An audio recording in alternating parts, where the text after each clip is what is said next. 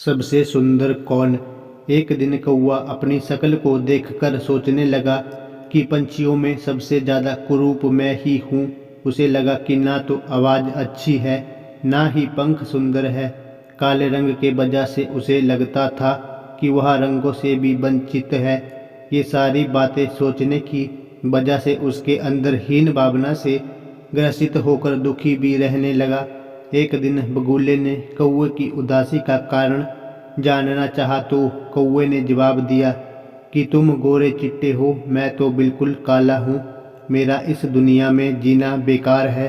बगुले ने कौवे से कहा कि दोस्त, मैं कहाँ सुंदर हूँ, तोते को देखो, हरे पंख और लाल चोंच, काश मेरे पास भी ये सब होता। बगुले की बात सुनकर कौवे को सुंदरता को जानने की इच्छा हुई। वह तोते के पास पहुंचकर बोला कि तुम इतने सुंदर हो, खुश तो तुम बहुत होते होंगे। जवाब में तोते ने कहा कि मैं खुश तो था, लेकिन मोर को देखकर दुखी हो गया क्योंकि वह मुझसे ज़्यादा सुंदर होता है।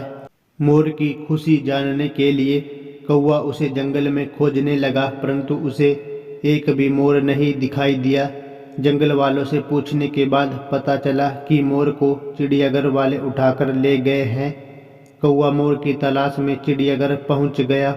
वहां पर उसने मोर से उसकी सुंदरता पर चर्चा करनी चाहिए, लेकिन मोर उल्टा रोने लगा।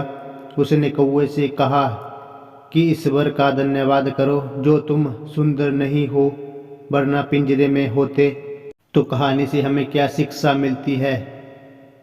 कौवे को अपनी गलती का एहसास हुआ। उसे समझ आया कि ईश्वर की बनाई चीज़ों पर सवाल नहीं करना चाहिए।